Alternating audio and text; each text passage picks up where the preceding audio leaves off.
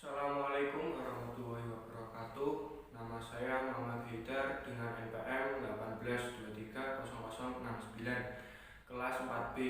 Pada kali ini saya akan mengerjakan UAS dari mata kuliah Pemanduan Bakat dan Kepelatihan Olahraga Sekolah. Yaitu yang pertama, soal nomor 1. Analisiskan materi berdasarkan kelompok masing-masing, meliputi kajian teori pada masing-masing submateri dan simpulkan. Jawaban: kelompok saya kemarin mendapatkan materi faktor kinerja olahraga yang terdiri dari fisik, fisiologi, psikologi, dan perseptural. Yang pertama yaitu kondisi fisik.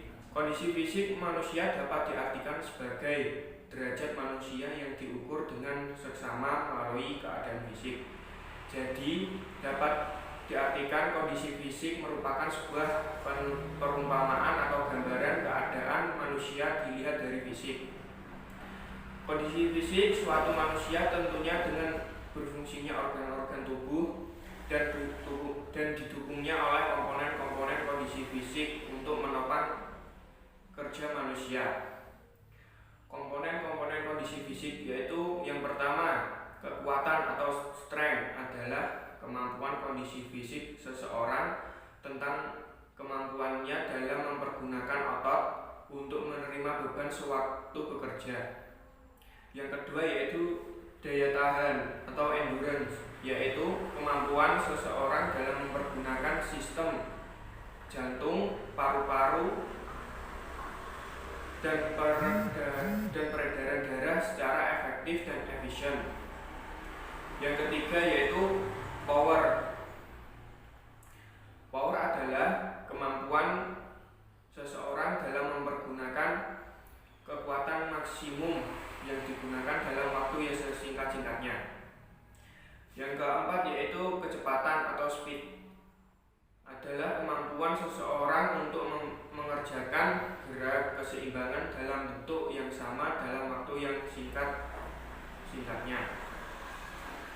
Yang selanjutnya yaitu daya lentur atau flexibility, adalah efektivitas seseorang dalam menyelesaikan diri untuk segala aktivitas dengan pengurangan tubuh yang luas. Daya lentur juga bisa disebut dengan kelenturan.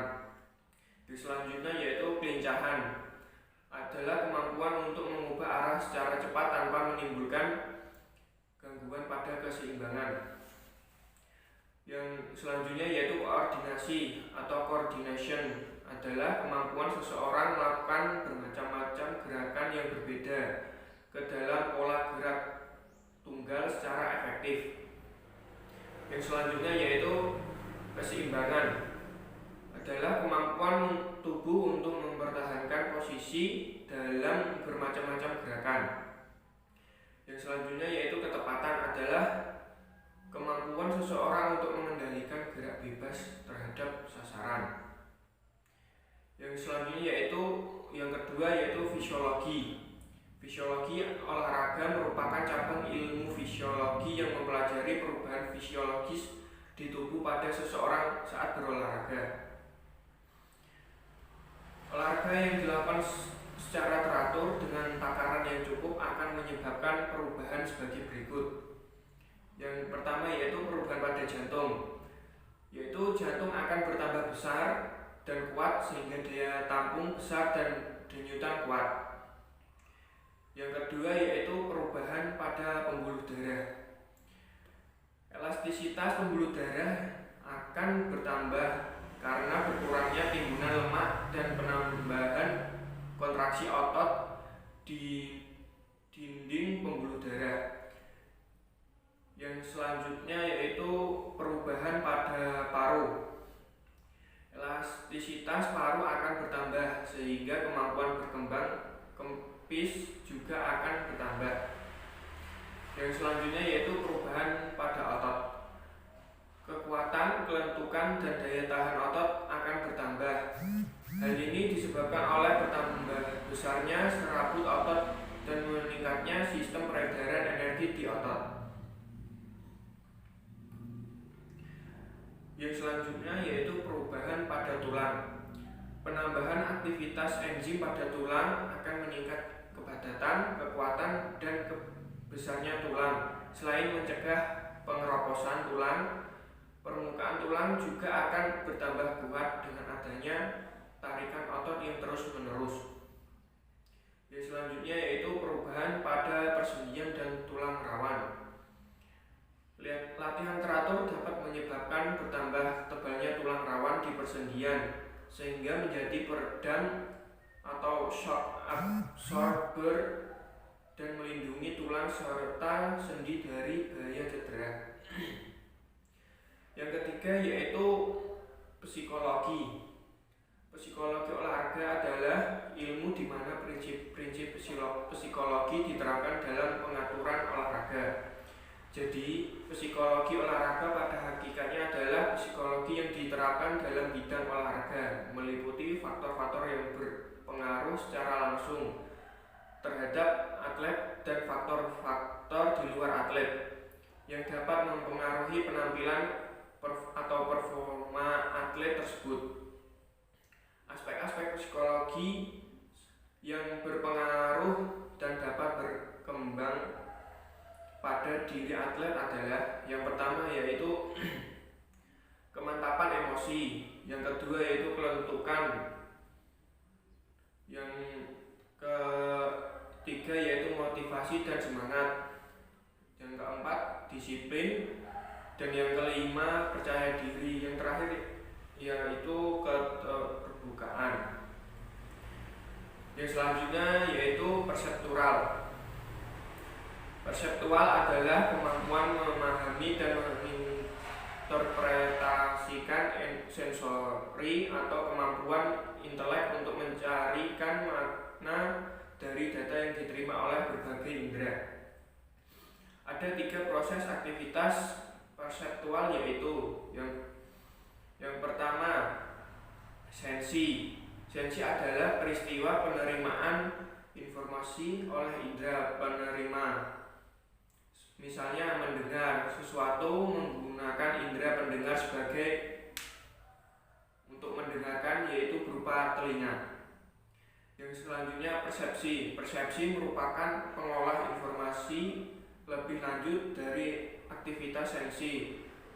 Orang menjadi tahu atau dapat mengira-ngira suara seperti suara burung atau suara apa yang didengarkan setelah suara tersebut didengar dan diproses oleh otak. Jadi kita tahu itu suara apa kayak seperti suara burung, suara mobil atau suara apa gitu. Yang selanjutnya yaitu atensi. Atensi merupakan seleksi dari persepsi. Dari berbagai persepsi dipilih salah satu yang dianggap paling benar atau menurutnya paling benar. Yang selanjutnya yaitu soal nomor 2.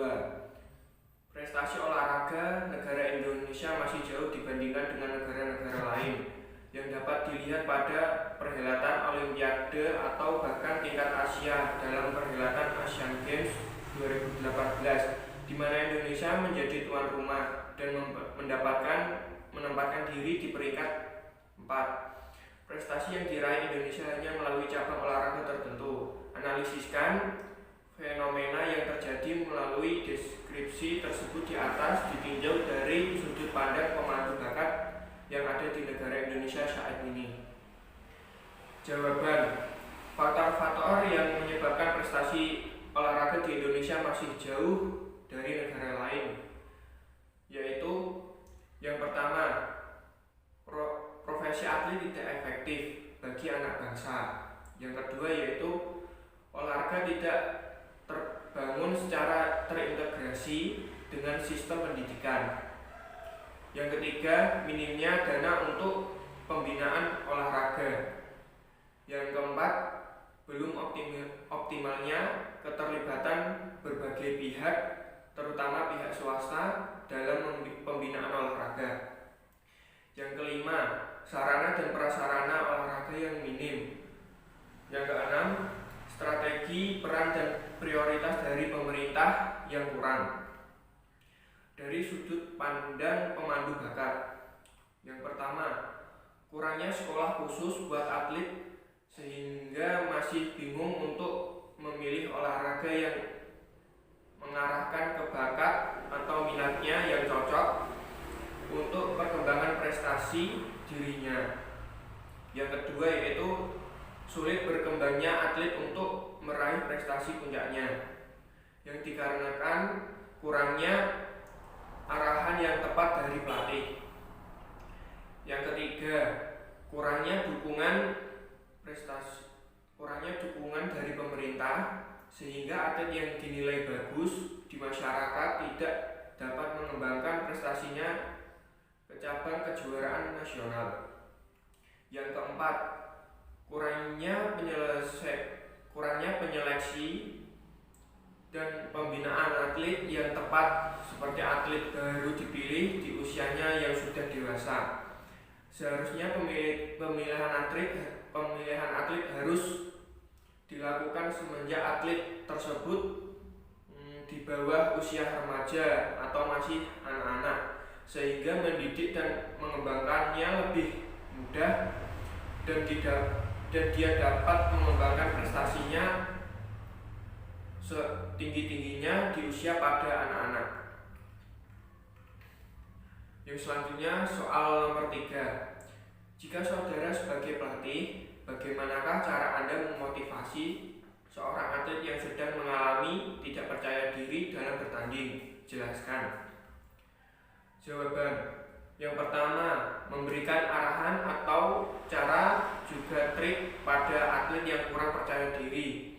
Seperti pada saat volley, apabila kamu pada saat mau menyemes bola yakin, kalau menyemes bola tidak yakin, tipu saja atau tempatkan bolanya di tempat yang kosong. Yang penting poin dan keuntungan buat tim kita. Yang kedua yaitu memberikan semangat langsung, seperti ayo semangat, kita pasti bisa menang. Itu akan membuat motivasi atau kepercayaan diri atlet akan meningkat dan bisa meraih kemenangan. Yang ketiga yaitu memberikan arahan-arahan yang positif, seperti kalau kamu mau smash, pukul saja sekuat-kuatmu.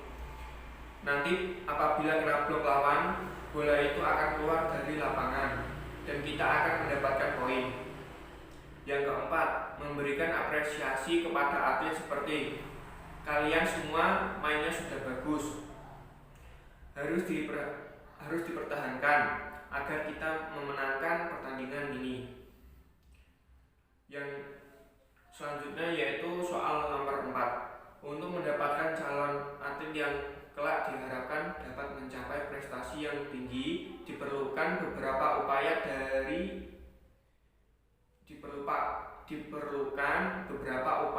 dan tahapan. Analisiskan tahapan dan upaya yang dapat dilakukan serta hal apa yang sering dihadapi pada proses pemanduan bakat. Jawaban. Yang pertama yaitu mencari calon atlet yang benar-benar berbakat dalam satu cabur sehingga dia dapat meraih puncak prestasinya.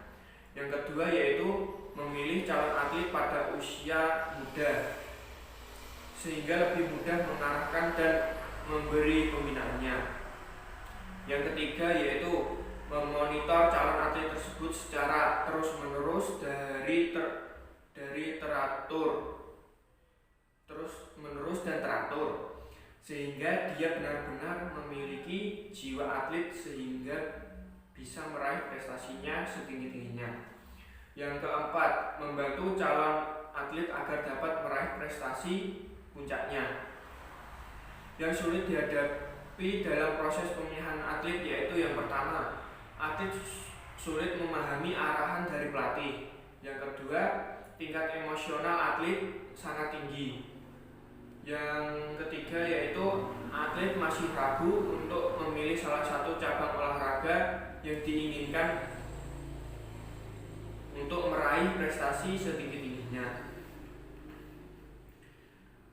Yang selanjutnya yaitu soal nomor 5. Dalam proses latihan ada di dalamnya fase dalam latihan. Sebutkan dan jelaskan fase dalam latihan. jawaban. Yang pertama yaitu tahapan persiapan. Tahapan ini meletakkan dasar-dasar kerangka umum latihan fisik, teknik, dan taktik sebagai persiapan tahap pertandingan yang akan datang. Tahapan ini dibagi menjadi dua tahapan persiapan. Yang pertama yaitu tahapan persiapan umum. Sasarannya adalah untuk membangun dasar-dasar kebugaran fisik dan kemampuan biomotorik yang kokoh atau solid serta teknik keterampilan dasar yang mantap guna menghadapi latihan yang lebih berat dan lebih spesifik. Yang kedua yaitu tahapan persiapan khusus. Sasarannya adalah perkembangan kemampuan-kemampuan khusus atau spesifik dari cabang olahraga yang bersangkutan dan perbaikan keterampilan. Yang selanjutnya yaitu tahapan pertandingan. Tahapan ini bertujuan untuk menyempurnakan semua aspek latihan seperti fisik, teknik, taktik, dan mental. Tahapan ini juga dibagi menjadi dua tahapan pertandingan. Yang pertama yaitu tahapan pra-pertandingan. Tahapan pra-pertandingan ini memiliki mengarah kepada yaitu mengulangi materi latihan harus sesuai dengan cabang olahraga. Yang selanjutnya yaitu volume latihan menurun, namun intensitasnya tetap tinggi. Yang selanjutnya yaitu kesempatan pemulihan harus diperbanyak agar kelelahan ekstrim bisa dihindari. Yang selanjutnya yaitu pemeliharaan komponen-komponen kondisi fisik spesifik cabang olahraganya. Yang kelima yaitu teknik disempurnakan akhir dan dievaluasi setiap pertandingan. Yang keenam yaitu kewaspadaan terhadap bahaya overtraining. Yang kedua yaitu tahapan pertandingan umum. Yaitu memiliki mengarah kepada latihan fisik seperti latihan fisik spesifik caburnya. Yang kedua yaitu menyempurnakan dan konsolidasi teknik, tidak mengubah teknik. Yang ketiga yaitu menyempurnakan taktik. Yang keempat yaitu pertandingan uji coba dibatasi untuk menghindari kelelahan mental. Yang selanjutnya yaitu di akhir dengan tahapan unloading atau istirahat aktif sebelum klimaks di pertandingan utamanya. Yang terakhir pada tahap fase ini yaitu tahapan transisi, yaitu bertujuan untuk memberikan istirahat mental, relaksasi dan regenerasi biologis, dan bertujuan untuk memulai menyusun program latihan berikutnya. Baik, itu yang bisa saya jawab pada soal UAS pemanduan bakat. Sekian dan terima kasih. Assalamualaikum.